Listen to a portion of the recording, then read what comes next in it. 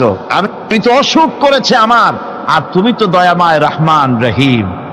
এক অন্ধ, ঈদের দিন কত অন্ধই তো আছে খয়রাত করার জন্য, ভিক্ষা করার জন্য, চতুর্দিকে ভিক্ষা করতেছে অন্ধরা। এক অন্ধ ঈদের গেটের কাছে দাঁড়ায় বলতেছে, ভাইরা আজ হচ্ছে ঈদের দিন আর আমি কিছু দেখতে পাচ্ছি না। তে বেশি পয়সা পাইল, মানুষের দিন তার প্রতি আকৃষ্ট হয়ে গেছে। আরে কি কথা, আজ ঈদের দিন, সকলে আনন্দ করছে আর আমি কিছুই দেখতে পাচ্ছি না। সে কিন্তু কিছু চায় নাই। ভাষার ভিতরে, কথা বলার ভিতরে এ ধরনের টেকনিক আছে। হযরত আইয়ুব আলাইহিস সালাম বললেন না যে আল্লাহ আমারে মাফ করে দাও, কষ্টের মধ্যে আছি। তিনি শুধু বলেছেন, রব্বুল আলামিন, আমি অসুস্থ হয়ে পড়েছি, আমার অসুখ করেছে, আর তোমার নাম রহমান রহিম। এতটুকু কথা বলেছেন। আল্লাহ রাব্বুল আলামিনের দরজায়, তার দরবারে আইয়ুব আলাইহিস সালামের ডাক চলে গেছে। যায় নাই? কোন অসুবিধা আছে নাকি? কোনো অসুবিধা নাই। পানির তলা দিয়া যদি কেউ ডাক দেয়, পাহাড়ের ভিতরে বসে যদি কেউ ডাক দেয়, আল্লাহ রাব্বুল আলামিন তা শুনতে পান। ইউনূস আলাইহিস সালাম মাছের পেটে বসে চিৎকার মেরেছিলেন, লা ইলাহা ইল্লা আনতা সুবহানাকা ইন্নী কুনতু মিনাজ জালিমিন। যিনি বলছিলেন, আয় আল্লাহ তাআলা, আমি তোমার প্রশংসা করছি, তুমি ছাড়া উপাস্য নাই, মাবুদ নাই। আমি তোমার পবিত্রতা ঘোষণা করছি, আমি তো জালিমদের অন্তর্ভুক্ত হয়ে গেছি। বাস এতটুকুন কথাই বলেছেন। আল্লাহ পাক বলছেন, ইউনূসের ডাক তো কেউ শোনে নাই, পানির মধ্যে কেউ শোনে নাই, জমিনের কেউ শোনে নাই, মহাশূন্যের কেউ শোনে নাই, কিন্তু মাছের পেটের ভেতরে থেকে, গভীর অতল দরিয়ার তলদেশ থেকে মাছের পেটের ভিতরে বসে আমার ইউনূস যে ডাক দিল, ওই ডাক আমি আরশের মালিক আমি শুনতে পেয়েছি, আর সঙ্গে সঙ্গে জবাব দিয়েছি। ফাস্তাজাবনা লাহু ওয়া নাজ্জাইনাহু মিনাল গাম্মি ওয়া কাযালিকা নুজিল মুমিনিন। ডাকের সাড়া দিলাম, বিপদ দিয়া বাঁচায় দিলাম। শুধু ইউনূসের না, আল্লাহ পাক এ জায়গায় আবার ওয়াদা করলেন, দুনিয়ার যত মুমিন বান্দা আছে তারা যদি কখনো বিপদে পড়ে যায় আর আমারে যদি ডাকে, আমি এইরকম করে বিপদ থেকে বাঁচাইয়া দেব। আইয়ুব আলাইহিস সালাম যখন আল্লাহ রাব্বুল আলামিনের কাছে ফরিয়াদ করলেন, আল্লাহ পাক তখন বলছেন, কোরআনে কারীম বলছে, ফাস্তাজাবনা লাহু فكشفنا ما به من ضر وآتيناه أهله ومثلهم معهم رحمة من عندنا وذكرى للعابدين। আমি আইয়ুবের দোয়া কবুল করে নিলাম, শুধু তার পরিবার বর্গই দিলাম না, বরং আরো কিছু নিয়ামত আমি তাকে দান করে দিলাম। এবং তাই জন্য, যেহেতু তারা ছিল আমার অনুগত বান্দা, আমার বাধ্যগত, আমি এই জন্য রহম করেছি, সমস্ত রোগ শোক আমি মাফ করে দিয়েছি। আমাদের সামান্য একটু জ্বর হয়, যদি 2-3 দিন জ্বর হয়েছে, জ্বর ছাড়ে না, বলে যে এত ভালো ভালো কাজ করি তারপর আমার এত জ্বর হওয়া লাগে, অমুকরা এত পাপ করে, তা তো কিছুই হয় না। খালি আল্লাহ আমার চোখে দেখলো, আমার বউর অসুখ, আমার অজুমুড়ি ছাড়ি না। ভাইরা, আপনি ঠিক পান না যে কি গুনাহ আপনি করেন। কোরআনে কারীম বলছি, ওয়ামা আসাবাকুম মিন মুসিবাতিন ফাবিমা কাসাবাত আইদিকুম ওয়া ইয়াফু আন কাসীর। যত বিপদ তোমাদের উপর আছে সব 2 হাতের কামাই করা, আর আমি তো অনেকগুলো ক্ষমা করে দেই। তোমরা যত পাপ করো, আকাম করো, সবগুলির শাস্তি যদি দুনিয়ায় দিতাম, শ্বাস করার সময় পেতে না। অসুখ হলেই অধৈর্য হয়ে যেও না, ধৈর্য ধরো। আল্লাহ পাক বলেন, শুধু আইয়ুব নয়, وإسماعيل وإدريس وذا الكفل كل من الصابرين। এইভাবে করে ইসমাইল, ইদ্রিস, জুলকিফল সবাই ছিল ধৈর্যশীল। জোরে বলেন সুবহানাল্লাহ। ধৈর্যের চরম পরাকাষ্ঠা ছিলেন তিনি। কোরআনে কারীম নবীদের এই কথাগুলি আমাদের শোনাচ্ছেন। হযরত ইয়াকুব আলাইহিস সালাম কলিজার টুকরা সন্তান হযরত ইউসুফ আলাইহিস সালামের জন্য তার মনটা পাগল ছিল। এত সুন্দর করে আল্লাহ তারে বানাইছিলেন, এত তিনি ছিলেন সৌন্দর্যের পিরামিড, যারা দেখলে চোখ ফিরানো যায় না। এমন সুন্দর সুপুরুষ যারা দেখি সেই যুগের সুন্দরী যুবতী মেয়েরা রূপের মোহে পড়ে নিজেদের আঙ্গুলগুলি কেটে ফেলে দিয়েছিল। রূপের মোহে এমন অবশ হয়ে গেছে, আঙ্গুল কেটেছে, হাত কেটেছে, টের পায় নাই। আবার ভুল বুঝবেন না, দুনিয়ার সেরা সুন্দর পুরুষ ইউসুফ আলাইহিস সালাম, তা কিন্তু রাসূলের চাইতে বেশি নয়। হযরত উম্মুল মুমিনিন আয়েশা রাদিয়াল্লাহু তাআলা আনহা তিনি বলেছেন, যেই সব সুন্দরী রমণীরা ইউসুফ আলাইহিস সালামকে দেখে রূপের মোহে পড়ে নিজেদের আঙ্গুলগুলো কেটে ফেলেছিল, ওরা যদি আমার হাবিবকে দেখতো, ওরা যদি আল্লাহ রাসূলকে দেখতো, তাহলে হাত কাটতে কাটতে কোন ফাঁকে দিয়ে কলিজা কেটে ফেলে দিত, ওরা টের পেত না। আবার বন্ধুগণ, হযরত আইয়ুব আলাইহিস সালাম সন্তানের মায়া, অন্যান্য ভাইরা হিংসায় পড়ে গেল, তারা নিয়ে তাকে কুয়ায় ফেলে দিল। সেখান থেকে তারা একটা ছাগল বা কোনো পশু জবাহ করে তার রক্ত মাখাইয়া জামায়ানে হাজির করে দিল। হযরত ইয়াকুব আলাইহিস সালামের সামনে যে তারে নিয়ে খেলা করতে গিয়েছিলাম, আমরা খেলায় লিপ্ত ছিলাম, বাগে খাইয়া ফেলাইছে। এগুলি কি গপ্প? এগুলি কি কোরআন? আল্লাহ পাক শোনাচ্ছেন, বিশ্ববাসীকে শোনাইছেন। সূরা ইউসুফের চাইতে এত সুন্দর উপাখ্যান গোটা পৃথিবীতে আর নাই। সুবহানাল্লাহ। অনেকে ইউসুফ জুলাইখার কেসা খুব মজা করে পড়ে, ফুর্তি করে, প্রেমের গল্প পড়ে। এটা কোনো প্রেমের গল্প নয়। ইউসুফ আলাইহিস সালাম, জুলাইখা ইউসুফ আলাইহিস সালামের জন্য কাঁদতে কাঁদতে চোখ কানা হয়ে গেছে। এরপর ইউসুফ আলাইহিস সালাম জুলাইখারে পাওয়ার জন্য পাগল হয়ে গেছে। নাউজুবিল্লাহ, এটা হয়নি কখনো। তিনি আল্লাহর পয়গম্বর, আর আল্লাহ কেমনে তারে বাঁচিয়েছেন? যখন জুলাইখা ঘরের ভিতরে সুন্দর করে যৌন উন্মাদনামূলক চিত্র অঙ্কিত করে ঘরের মধ্যে আটকায় দিয়েছে, তালা লাগায় দিয়েছে, আর নিজে যৌন উদ্দীপক কাপড় চোপড় পরেছে না পরার মতোই। সে যুগের সুন্দরী মেয়ে জুলাইখা, তার কুপ্রবৃত্তিকে চরিতার্থ করার জন্য আহ্বান করা হয়েছে। হযরত ইউসুফ আলাইহিস সালাম লক্ষ্য করে দেখলেন এমন জায়গা, এখান থেকে পালাবার তো পথ নাই, দরজা বন্ধ করে দিয়েছে। তিনি শুধু তখন কেবলমাত্র আল্লাহ রব্বুল আলামিনকে ভয় করলেন। আল্লাহকে ভয় করে আল্লাহর নাম নিয়ে যখন তালাবদ্ধ দরজার দিকে দৌড় দিয়েছেন, আল্লাহ রব্বুল আলামিন আপন কুদরতে তালাগুলি খুলে দরজা তার জন্য উন্মুক্ত করে দিলেন। ইউসুফ আলাইহিস সালামকে ফালাই দিয়ে এভাবে করে কাপড় এনে দিল তার সামনে, রক্তমাখা কাপড় পেয়ে হযরত ইয়াকুব আলাইহিস সালাম সন্তানদের মুখে কাহিনী শুনে তিনি কি বললেন? কোরআনে কারীম তা কোট করেছে। তিনি চিক দিলেন না, ফাল দিলেন না, ফিট হয়ে পড়লেন না। তিনি বললেন, কলিজার টুকরা সন্তান তার মরার খবর শুনেছেন। তিনি বললেন কি? ফাসাবরুন জামিলুন ওয়াল্লাহুল মুস্তাআনু আলা মা তাসিফুন। আমি উত্তম সবর অবলম্বন করব। তোমরা যে কাহিনী রচনা করেছো এর বেলায় আমি আল্লাহর কাছে সাহায্য চাই। আমি উত্তম সবর অবলম্বন করব। আমার ভাইয়েরা, 11 ভাই মনে করেছিল ইউসুফ আলাইহিস সালামকে মরণ কুয়ায় ফালাই দিছি। তারা তো ঠিক পায় নাই এটা মরণ কুয়া না, এটা হচ্ছে একটা সুড়ঙ্গ, যাকে ইংরেজিতে বলে টানেল। এটা এমন একটা সুড়ঙ্গ, ওরা মনে করেছে মরণ কুয়া।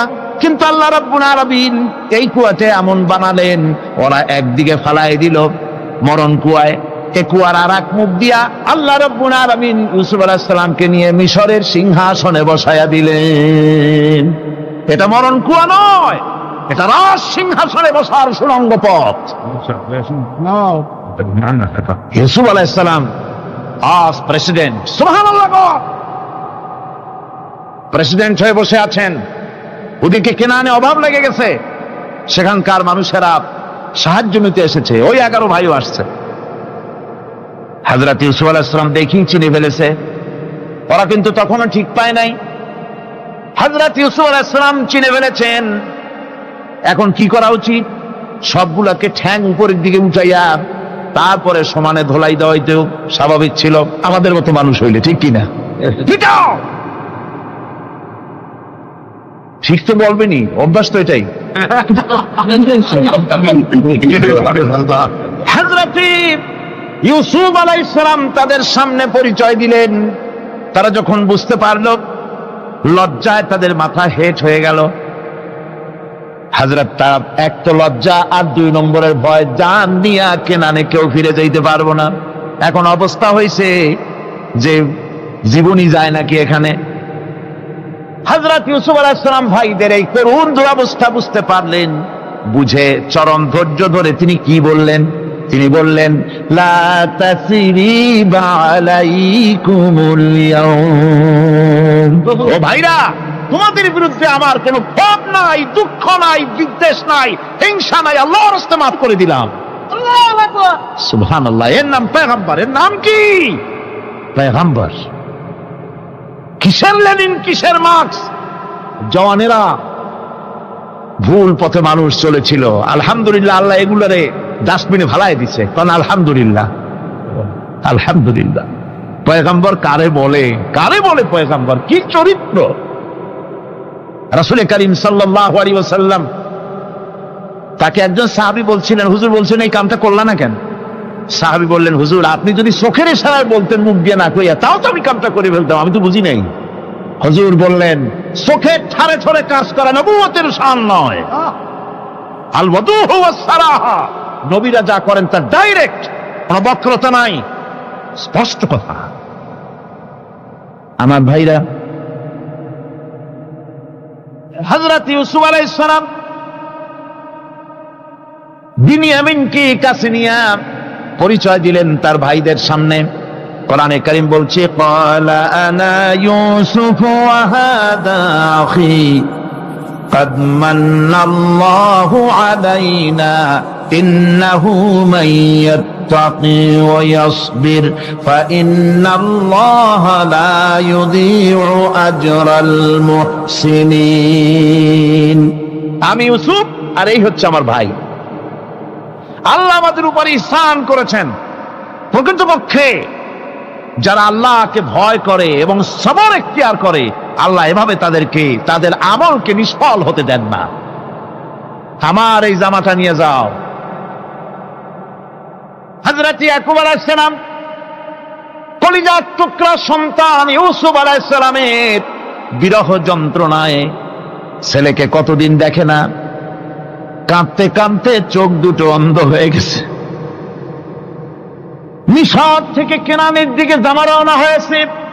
কোথায় মিশর, কোথায় কেনান? জামা যখন রওনা হয়ে গেছে, হযরত ইয়াকুব বলতেছেন, আমি যেন আমার ইউসুফের গন্ধ নাকে পেতেছি। জামা চলে এলো, চোখের উপরে রাখলেন, আল্লাহ রাব্বুল আলামিন তাকে চক্ষুষ্মান বানায়া দিলেন। ভাইরা আমার, পয়গম্বরেরা সবর করে গোটা দুনিয়ার মানুষের সামনে দৃষ্টান্ত সেট করেছেন সবর কারে কন। আমার ভাইরা, হযরত ইব্রাহিম আলাইহিস সালামের কথা আল্লাহ পাক কোরআনে কারিমে বলছেন সবর কারে কয়। দেখো, শেখো সবর কারে কয়। আল্লাহ পাক বললেন, ইব্রাহিম, তোমার বিবি আর তোমার নবজাতক এই সন্তানকে রেখে আসো মক্কা নগরীতে। তিনি চলে গেলেন, সেখানে ঘর নাই, বাড়ি নাই, কিচ্ছু নাই, চতুর্দিকে ধুধু বালু আর মরুভূমি। হযরতে হাজরা বলছেন, ইব্রাহিম, সামান্য পানি আর খাবার দিয়া আমার সন্তান শুদ্ধ এখানে রেখে দিতেছো, আমি কি অপরাধ করেছি? কোনো জবাব নাই। 2 বার 3 বার বলার পরে হাজেরা বলছেন, ইব্রাহিম গো, তবে কি আমার আল্লাহর হুকুম মতো আমারে রেখে যাচ্ছ নাকি? হযরত ইব্রাহিম আকাশের দিকে আঙ্গুল উঁচু করলেন। কথা বলবেন, বাক শক্তি বেরোচ্ছে না। 80 বছর বয়সের সময় একটা বাচ্চা আল্লাহ তারে দিছেন।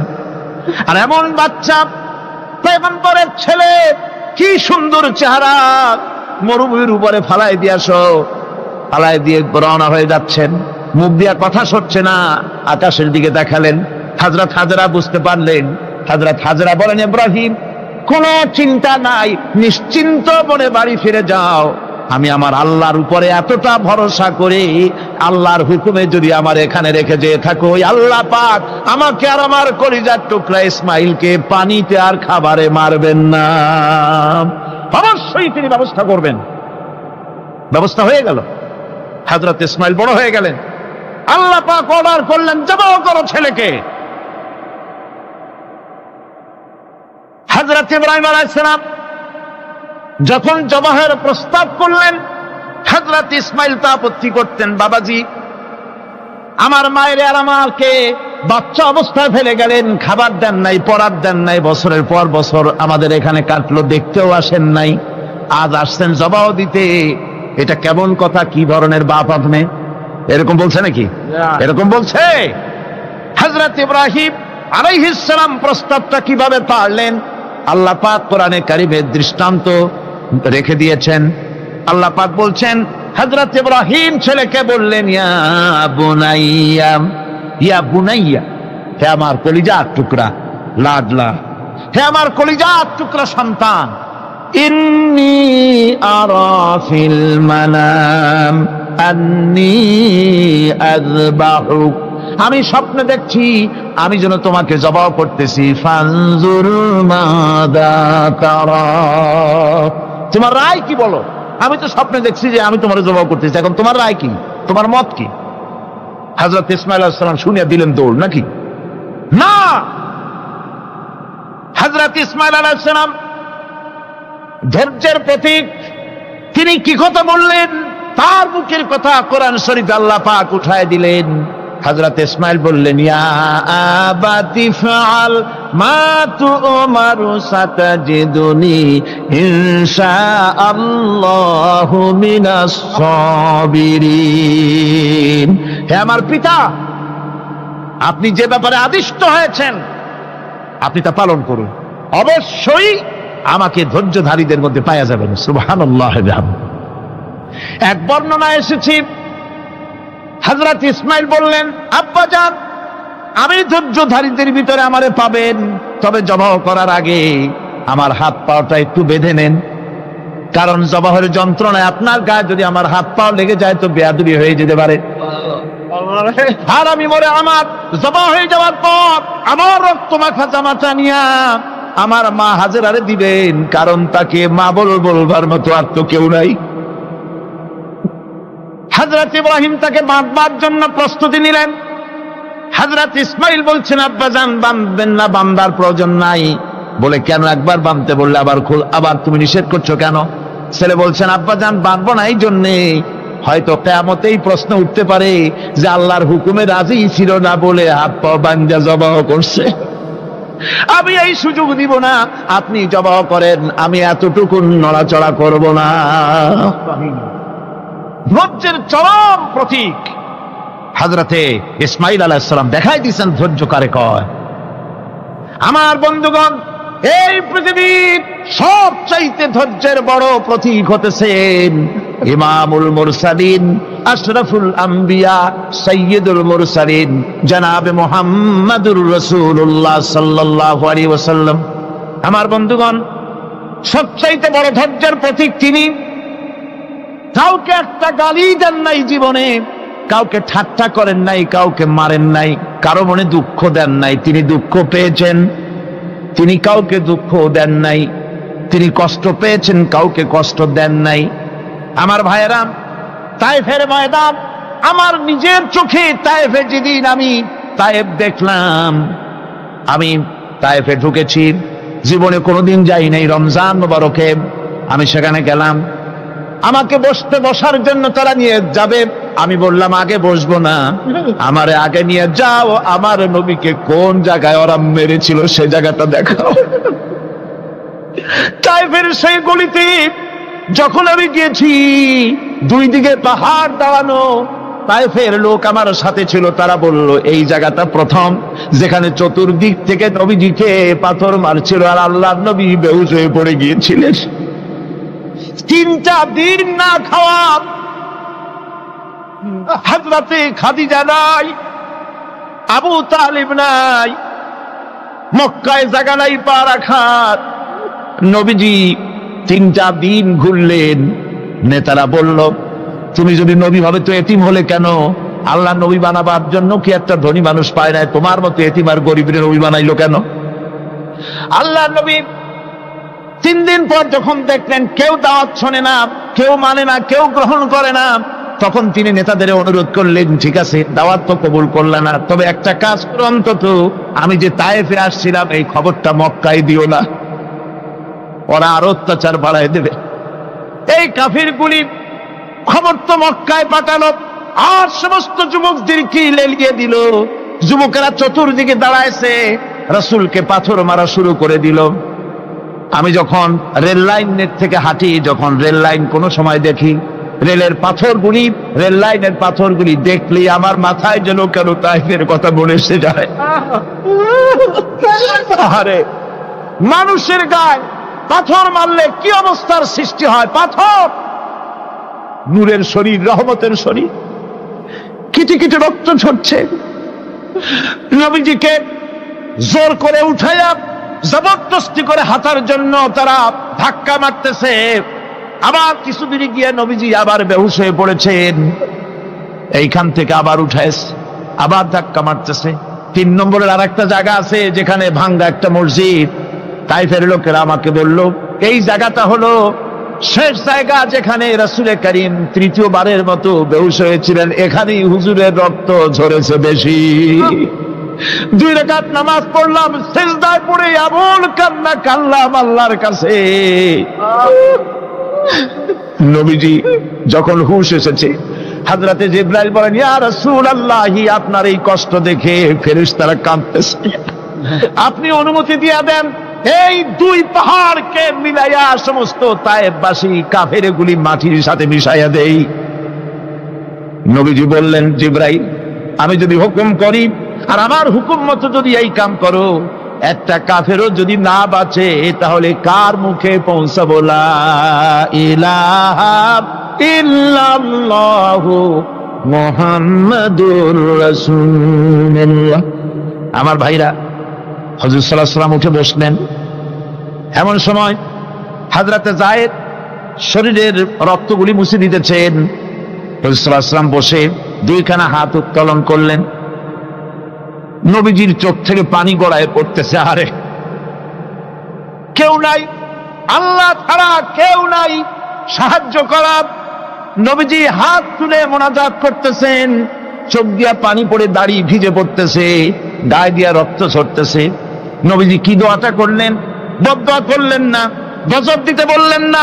নবীজি দোয়া করলেন রব্বুল আলামিন, এই তায়েফের লোকেরা আজকে আমার সাথে যে ব্যবহারটা করেছে, ওরা বোঝে নাই যে আমি তোমার নবী, ওরা বোঝে নাই যে আমি তোমার রাসূল, না বুঝে আমার উপরে যে অত্যাচারটা করলো, আল্লাহ তুমি এই জন্য রাগ করে এই তায়েফে তুমি গজব দিও না। আল্লাহ পাক পরবর্তী সময় হুজুরকে স্মরণ করাই দিলেন, ওয়ামা আরসালনাকা ইল্লা রাহমাতাল লিল আলামিন। ও নবী, আপনি হচ্ছেন আমার সমস্ত সৃষ্টি জগতের জন্য, আপনি আমার বাবা, আমার গোটা বিশ্বের জন্য আপনার, আমার সৃষ্টি জগতের জন্য আপনি আমার করুণা।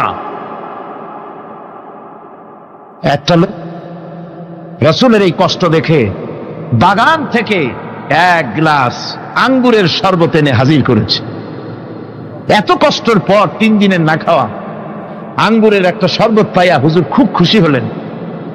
শরবত গ্লাস পান করে হুজুর বলছেন, তোমার নাম না আত্তাস? তিনি বলছেন, হ্যাঁ হুজুর, আমার নাম আক্তাস। তোমার বাড়ি না ইউনূস আলাইহিস সালামের গ্রামে? বলে, হ্যাঁ, আমার বাড়ি সেই গ্রামে। তা আপনি কি করে জানলেন আমার নাম আক্তাস আর আমার বাড়ি ইউনূস আলাইহিস সালামের গ্রামে? আপনি জানলেন কি করে? হুজুর বললেন, আমি নবী, হযরত ইউনূস নবী, একজন নবীর খবর আর একজন নবীর কাছে থাকে। রাসূল করিম সাল্লাল্লাহু আলাইহি ওয়াসাল্লাম সবর ইখতিয়ার করেছিলেন, ধৈর্য অবলম্বন করেছিলেন, আর আল্লাহ পাক তাকে নির্দেশ করেছেন, সবর করো। ওয়াত্তাবি' মা ইউহা ইলাইকা ওয়াসবির হাত্তা ইয়াহকুমাল্লাহ। তুমি কেবল সেই জিনিসের অনুসরণ করো যা আমি তোমার প্রতি অবতীর্ণ করেছি। আমি আপনার উপরে যেটা অবতীর্ণ করেছি ওটার অনুসরণ করুন, আর সবর ইখতিয়ার করুন যতক্ষণ না আল্লাহর পক্ষ থেকে চূড়ান্ত ফয়সালা না আসে। ধৈর্য ধরুন, ধৈর্য ধরুন। আমার ভাইরা, কাফেরদের নির্যাতনের মোকাবেলায় আল্লাহ পাক তার হাবিবকে সান্ত্বনা দিয়েছেন। যখন কাফেররা নির্যাতন করতেছে, হারে হযরতে বেলাল নির্যাতিত, হযরতে সুমাইয়া নির্যাতিতা, হযরতে খাব্বাব, হযরতে খুবাইব, হযরতে আম্মার রিদওয়ানুল্লাহি তাআলা আলাইহিম আজমাইন, এত মার হতেছে। হযরতে ওমর হযরতে খাব্বাব রাদিয়াল্লাহু তাআলা আনহুকে খোলা গায়ে দেখে বলছিলেন, খাব্বাব রে, তোমার পিঠে এত গর্ত কেন? এত গর্তওয়ালা পিঠ তো আমি মানুষের দেখি নাই, এত চিকুন কোমরওয়ালা মানুষও তো দেখি নাই। তিনি বলেছেন, ওমর, তুমি কি ভুলে গেছো? ইসলাম কবুল করার অপরাধী কাফির বেঈমানেরা আগুন জ্বালায়া আংটা আগুনের উপরে আমাকে চিৎ করে শোয়াছে। আমি যেন নড়াচড়া করতে না পারি সেজন্য আমার বুকের উপরে পাথর চাপা দিয়ে রেখেছিল। গায়ের চর্বি আর রক্ত গলে গলে পড়ে আগুন নিবেছে, আর আগুন গোশত পুড়ে যে পিঠের মধ্যে প্রবেশ করেছিল আজও পর্যন্ত পিঠের সেই গর্ত সেরে যায় নাই। এভাবে অত্যাচার হচ্ছিল সাহাবীদের উপর। আল্লাহ রাব্বুল আলামিন তার হাবিবকে সান্ত্বনা দিলেন, ওয়াসবির ওয়ামা সাবরুকা ইল্লা বিল্লাহি ওয়ালা তাহজান আলাইহিম ওয়ালা তাকু ফি গায়তিম মিম্মা ইয়ামকুরুন। হে রাসূল, সবরের সাথে কাজ করতে থাকুন। আপনার এই সবরের তৌফিক তো আল্লাহই দিয়েছেন, আর ওদের সমস্ত ষড়যন্ত্র, ওদের অপকৌশলে আপনি দুঃখিত হবেন না, চিন্তা করবেন না, ভারাক্রান্ত হবেন না। আপনি নিশ্চিত থাকুন। ওয়াসবির লিহুকমি রাব্বিকা ফাইন্নাকা বিআয়ুনিনা। হে নবী, আপনার রবের চূড়ান্ত ফয়সালা আসা পর্যন্ত ধৈর্য ধারণ করুন। আপনি তো আমার চোখের সামনে। সুবহানাল্লাহ, সুবহানাল্লাহ। আপনি আমার চোখের সামনে। কে আপনাকে কি করবে আমি দেখবো না? সুবহানাল্লাহ। মন্ত্রী যদি, এই সলিমুদ্দিন মার্কা মন্ত্রী যত আছে, এই মন্ত্রীরা যদি ব্যথাতে ভয় কিসে? আমি তোকে দেখছি না? সাহসটা কেমন বাড়ে, কেমন বাড়ে সাহস। আরে কোনো মন্ত্রী ছাতা মাতা না, কোন প্রেসিডেন্ট রাজা বাদশা না, আকাশ আর জমিনের মালিক আমার আল্লাহ রাব্বুল আলামিন বলছেন, হাবিব, কোনো চিন্তা নাই, আপনি আমার চোখের সামনে। ওরা চায় আপনাকে দুনিয়া থেকে মিটাই দিতে, আর আমি চাই ওয়ারাফানা লাকা যিকরা, আপনার প্রশংসা তো হবে গোটা বিশ্ব জুড়ে, সর্বত্র ছড়িয়ে যাবে আপনার নাম। সুবহানাল্লাহি বিহামদিহি। আল্লাহ পাক অন্যত্র বলেছেন, ওয়ালাকাদ কুযযিবাত রুসুলুম মিন ক্বাবলিকা ফাসাবারু আলা মা কুযযিবু ওয়া উযু হাত্তা আতাহুম নাসরুনা। হে মুহাম্মদ সাল্লাল্লাহু আলাইহি ওয়াসাল্লাম, আপনার পূর্বে অসংখ্য নবী রাসূল এই পৃথিবীতে আসছে এবং জুলুম আর নির্যাতনের শিকার তারা হয়েছেন। অবশেষে তাদের প্রতি আল্লাহর সাহায্য এসেছে। সুতরাং আপনাকেও ধৈর্য ধারণ করতে হবে। ধৈর্য ছাড়া কোনো পথ নাই। ধৈর্য আপনাকে ধারণ করতেই হবে। আর এই ধৈর্য ধারণ করলে পরে আল্লাহর চূড়ান্ত ফয়সালা আসবে, তখন আল্লাহ পাক মেহেরবানি করবেন। আমার ভাইয়েরা, এই ধৈর্য পৃথিবীর সমস্ত পয়গম্বররা ধৈর্য অবলম্বন করেছেন, কখনো অধৈর্য হন নাই। দিন কায়েমের সংগ্রামে নবী রাসূলগণ দারুণ ভাবে সবর ইখতিয়ার করেছেন। বৃদ্ধবাদীদের সকল রকমের নির্যাতন, অপকৌশল, ষড়যন্ত্র, এই সব কিছু মোকাবেলা করেছেন ধৈর্যের নীতি অবলম্বন করি। কখনো ধৈর্যচ্যুতি তাদের মধ্যে ঘটেনি, বরং আল্লাহ রাব্বুল আলামিন তাদের প্রতি সন্তুষ্ট হয়েছেন। যারা এই ধৈর্য ধরেছে তাদের উপরে সন্তুষ্ট হয়ে আল্লাহ রাব্বুল আলামিন বলেছেন, ওয়া কাআইয়্যিম মিন নাবিয়্যিন কাতালা মাআহু রিব্বিয়ুনা কাসীর। এর আগে অনেক নবী এসেছিলেন যাদের সাথে বহু আল্লাহওয়ালা লোক লড়াই করেছেন।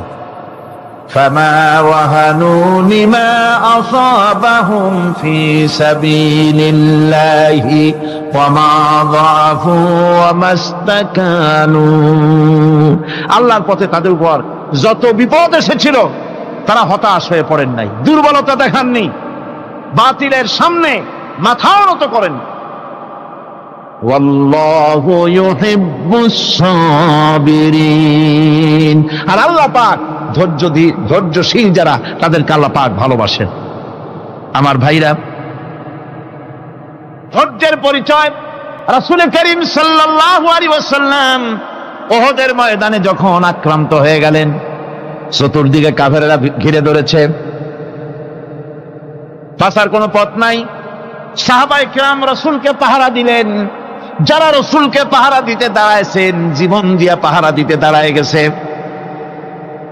রাসূলের দিকে মুখ দিয়া, পিঠটা বাইরের দিকে দিয়ে রাসূলকে পাহারা দেওয়া শুরু করেছেন। হুজুরকে পাহারা দিতে যারা দাঁড়িয়েছিলেন, কাফের কর্তৃক নিক্ষিপ্ত কি তীরগুলি এসে যখন বিঁধতেছিল, শুধু একজন সাহাবী হযরত তালহার পিঠের ভিতরে রাসূলকে হেফাজতের জন্য 80টা তীর একজনের পিঠের মধ্যে দিয়ে ঢুকেছে। এক অসতর্ক মুহূর্তে নবীজির জানদান মোবারক শহীদ হয়ে গেল, শিরস্থান ভেঙে গেল, লোহার কড়া প্রবিষ্ট হয়ে গেল কপালের ভিতরে। হুজুর মাথা ঘুরে পড়ে গেলেন। হযরত আবু উবায়দা রাদিয়াল্লাহু তাআলা আনহু হুজুরের মস্তক মোবারককে কোলে করে নিয়ে তারপরে বহু কষ্ট করে মাথা থেকে লোহার কড়া বের করলেন। এবার ওই কড়ার ছিদ্র দিয়ে রক্ত আসতেছে, মুখ দিয়ে রক্ত পড়তেছে, দাড়ি ভিজে যাচ্ছে। বুখারী শরীফে এসেছে, আল্লাহর নবী দুইখানা হাত নিজের চেহারার উপরে মলে আনে টাটকা রক্ত চোখের সামনে দেখে বলছেন, আহারে, এই কওমের ফালাত কি করে হবে, এই কওমের মুক্তি কি করে হবে, এই কওমের নাজাত কি করে হবে, যে কওম তার নবীর চেহারা রক্ত দিয়ে লাল বানাইয়া দিল। নবীজি বললেন, আল্লাহুম্মা গফিরলি কওমি ফাইন্নাহুম লা ইয়ালামুন। আয় আল্লাহ পাক, আমার এই কওম বুঝতে পারে না, ওদেরকে মাফ করে দাও। খবর ছড়িয়ে গেল নবীজি শহীদ হয়ে গিয়েছেন। খবর ছড়িয়ে গেল চতুর্দিকে, মদিনায় খবর ছড়িয়ে গেল। মানুষ পাগলের মতো দৌড়ানো শুরু করে দিল। এক মেয়ে লোক দৌড়াচ্ছে উহুদের দিকে। কয়েকজন সাহাবীর সঙ্গে দেখা, তারা জিজ্ঞেস করলেন, দৌড়াও কেন মহিলা, যাও কই? কয় উহুদের দিকে যেতেছি। কয় যায় তো কোনো লাভ নাই, যেহেতু তোমার যে স্বামী এসেছিলেন জিহাদের ময়দানে তিনি তো শহীদ হয়ে গেছেন। মহিলা বলতেছে, কে শহীদ হয়েছে শুনতে চাই না, আগে বলো নবীজি কেমন আছে। আবার কিছুক্ষণ পর আর কয়েকজনের সঙ্গে দেখা, তারা বলছে, মেয়ে লোক দৌড়াও কই? যাচ্ছি উহুদের দিকে। তারা বলছেন যে কোনো লাভ নাই, তোমার যে দুইটা কলিজার টুকরা সন্তান উহুদে এসেছিল দুটোই শহীদ হয়ে গেছে। মা বলতেছে, ও সাহাবী, কে শহীদ হয়েছে শুনতে চাই না, তাড়াতাড়ি করে বলো আল্লাহর নবী মুহাম্মদুর রাসূলুল্লাহ সাল্লাল্লাহু আলাইহি ওয়াসাল্লাম কেমন আছেন। দৌড়াতে দৌড়াতে উহুদের মাঠে সাহাবায়ে কিরাম পরিবেষ্টিত। আল্লাহর নবীর কাছে গিয়ে হুজুরের জীবিত চেহারা মোবারকের দিকে তাকায়া মেয়ে লোকটি কাঁদতেছে আর বলতেছে, ইয়া রাসূলুল্লাহ, আমার স্বামী মরা শোক, আমার কলিজার টুকরা দুইটা সন্তান মরা শোক আমার কলিজা থেকে মুছে গেছে, আপনি বেঁচে আছেন, তামাম মুসলমানদের চাইতে বড় সান্ত্বনার রায়। ভাইরা আমার, রাসূল করিম সাল্লাল্লাহু আলাইহি ওয়াসাল্লাম এভাবে করে ধৈর্যের পরিচয় দিয়েছেন।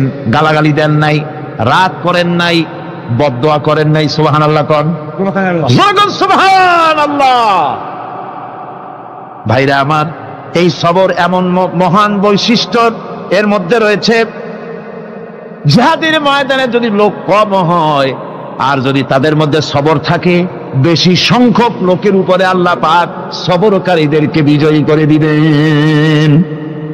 কোরআনে কারীমে রব্বুল আলামিন বলেন, কাম মিন ফিয়াতিন কালিলাতিন গালাবাত ফিআতান কাসীরাতাম বিইذনিল্লাহ আল্লাহু মা'আস সাবিরিন। এমন ঘটনার বহু নজির আছে যে কম সংখ্যক লোকেদের উপরে আল্লাহ পাক, বেশি সংখ্যক লোকেদের উপর আল্লাহ পাক কম সংখ্যক লোকদেরকে জয়ী করে দিয়েছেন। আল্লাহু মা'আস সাবিরিন, আর আল্লাহ আছে ধৈর্যশালীদের সাথে। আল্লাহ আছে কাদের সাথে? দেখেন না বদরের কামটা, বদরের ময়দান, 313 জন মুসলমান, অস্ত্রপাতি নাই, সামান্য সামান্য অস্ত্র, আর কাফেরেরা এসছে হাজারেরও বেশি। আমার বন্ধুগণ, ধৈর্যে কত বড় কাম দিল! ধৈর্য ধারণ করেছেন তারা, আল্লাহর উপরে ভরসা করেছেন। আল্লাহ রাব্বুল আলামিন অস্ত্রের কাজ কি দিয়া করায় দিলেন। একজন সাহাবী এসে বলছেন, হুজুর, জিহাদের ময়দান, ইসলামের প্রথম জিহাদ, আমার কাছে তো অস্ত্র নাই, মেহেরবানি করে একটা অস্ত্র আমারে দেন, আমি লাফায় পড়ি জিহাদের মধ্যে। হুজুর বলেন, অস্ত্র তো আমার কাছে নাই, দিবটা কি? সাহাবী বলছেন, হুজুর, অস্ত্র না থাকে যা পারেন তাই দেন, আপনার হাত দিয়ে যা দিবেন আমি দাঁড়ায় থাকতে পারবো না, জিহাদে আমাকে শরীক হতেই হবে। নবীজি কাছে পেলেন একখানা শুকনা খেজুরের ডালখানা তুলে সাহাবীর হাতে তুলে দিলেন। সাহাবী বলেন, রাসূলের হাতের দেওয়া শুকনা খেজুরের ডালটা নিয়ে আমি যখন কাফেরদের ভিড়ের মধ্যে ঝাঁপায় পড়ে যখন শুকনা খেজুরের ডাল দিয়ে আঘাত দিলাম, তখন ধারালো তরবারে দিয়ে আঘাত করলে যে কাম হয়, শুকনা খেজুরের ডালের আঘাতে কাফের দ্বিখণ্ডিত হয়ে জমিনে পড়ে গেল। ভাইরা আমার, আল্লাহ রাব্বুল আলামিন সবর যারা করে, সংখ্যায় যদি কম হয়, আল্লাহ পাক তাদেরকে বিজয়ী করে দেবেন, এই ওয়াদা আল্লাহ রাব্বুল আলামিন করেছেন। এই সবরের গুণ ছাড়া জান্নাতেও প্রবেশ করা যাবে না। সবর যদি না থাকে বেহেশতে যাওয়া যাবে না। ভালো করে মনে রাখেন, আল্লাহ পাক বলছেন, আম্মা হাসিবতুম আন তাদখুলুল জান্নাতা ওয়া লাম্মা ইয়া'লামিল্লাহুল্লাযীনা জাহাদু মিনকুম ওয়া ইয়া'লামাস সাবিরিন। তোমরা কি মনে করেছো এমনি বেহেশতে চলে যাবা? এটা কি মামু বাড়ির আবদার নাকি? এমনি বেহেশতে চলে যাবা? অথচ আল্লাহ রাব্বুল আলামিন এখনো দেখেন নেননি যে তোমাদের মধ্যে কারা জিহাদ করতে প্রস্তুত, কারা তোমাদের মধ্যে জিহাদ করে জান দেওয়ার জন্য প্রস্তুত, আর কারা ধৈর্যধারী, এটা তো আল্লাহ এখনো দেখে নেন নাই। সুতরাং হক এবং বাতিলের সংগ্রামে লিপ্ত হতে হবে। আল্লাহ দেখতে চান কারা জীবন দিতে চায়। সুতরাং ইসলামী আন্দোলনে যারা শরীক হবে, তাদের বিপদ এবং মুসিবত দিয়ে আল্লাহ রাব্বুল আলামিন তাদের সাহসিকতা এবং ধৈর্যের পরীক্ষা নিবেন। কোরআনে কারীম বলছেন, ওয়ালানাবলুয়ান্নাকুম হাত্তা না'লামাল মুজাহিদিনা মিনকুম ওয়াস-সাবিরিনা ওয়া নাবলুয়া আখবারাকুম। অবশ্যই আমি তোমাদেরকে পরীক্ষার সম্মুখীন করব, আর তোমাদের মধ্যে সত্যিকার মুজাহিদ, দৃঢ়তা অবলম্বনকারী কারা, আমি তা দেখব। এটা যেন আমি দেখে নিতে পারি, সেই জন্য আমি বিপদ এবং মুসিবতের মধ্যে তোমাদের ফেলবো। ধৈর্যধারীদের উপরে আমার রহমত অবশ্যই থাকবে। খবর এমন এক সম্পদ যা ধারণ করলে পরে আল্লাহ রাব্বুল আলামিন রাষ্ট্রীয় ক্ষমতা দান করে দেন। কোন সুবহানাল্লাহ, জোরে কোন সুবহানাল্লাহ। ধৈর্য ধারণ করলে আল্লাহ রাষ্ট্রের মতো বিরাট নিয়ামত আল্লাহ হাতে তুলে দিবেন।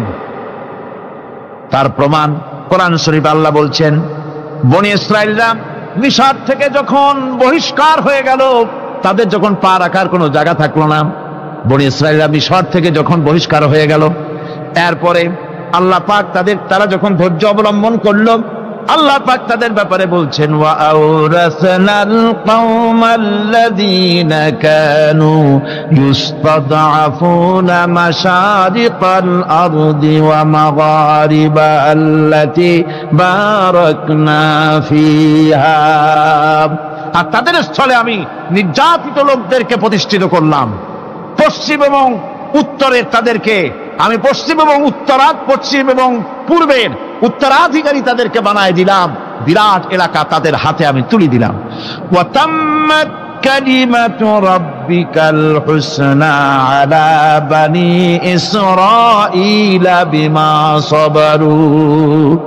আর এভাবে করে আল্লাহ পাক তার কথাকে পূর্ণ করলেন বনি ইসরাইলদের উপরে সবর এখতিয়ার করার জন্য, ধৈর্য ধরার কারণে আল্লাহ পাক রাষ্ট্রের মালিক তাদের বানাই দিলেন। যেরকম সুবহানাল্লাহ। সবর যদি করা হয় তো যুদ্ধ যদি বাদে, যদি জাহাজ শুরু হয়ে যায়, আল্লাহ পাক বলেছেন ফেরেশতা দিয়ে সাহায্য করবে। যদি সবর থাকে তোমাদের, সবর থাকলে আল্লাহ কি দিয়ে সাহায্য করবেন? ফেরেশতা। কোরআনে কারীম বলছে বালা ইন তাসবিরু ওয়া তাত্তাকু ওয়া ইয়াতুকুম মিন ফাওরিহিম হাদা ইউমদিদুকুম রাব্বুকুম বিখামসাতি আলাফিন মিনাল মালাইকাতি মুসাউমিন। হ্যাঁ, তোমরা যদি ধৈর্য অবলম্বন করো আর আল্লাহকে ভয় করে চলো, তাহলে এক্ষুনি আল্লাহ রাব্বুল আলামিন তোমাদের জন্য কাতারে কাতারে শৃঙ্খলাবদ্ধ ৫,০০০ ফেরেশতা দিয়ে তোমাদেরকে সাহায্য করবেন। সুবহানাল্লাহ। তোমাদেরকে ফেরেশতা দিয়ে সাহায্য করা হবে। তোমরা যদি সবর এখতিয়ার করো, তাহলে সংখ্যা যদি কম হয়, বেশি সংখ্যার উপরে জয়ী করে দেব। ইয়াকুম মিনকুম ২০ সাবিরুনা ইয়াগলিবু মিয়াতাইন।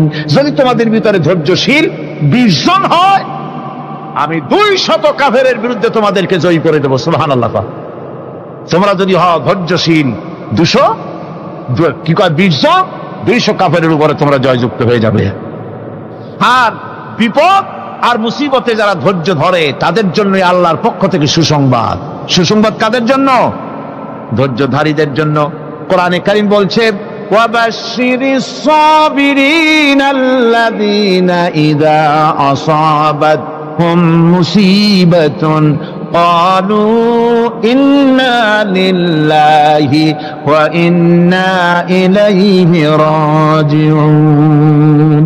সুসংবাদ সেই সব ধৈর্যশালীদের জন্য যারা নাকি বিপদ এবং মুসিবতে আসলে যারা বলে, কি বলে? পড়েন আমার সাথে, ইন্না লিল্লাহি ওয়া ইন্না ইলাইহি রাজিউন।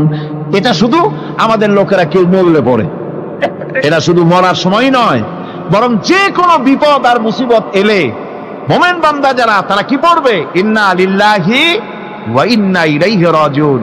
নিশ্চয়ই নিশ্চয়ই আমরা আল্লাহর জন্য এবং আমাদের সকলকেই আল্লাহর কাছে ফিরে যেতে হবে, প্রত্যাবর্তিত হতে হবে।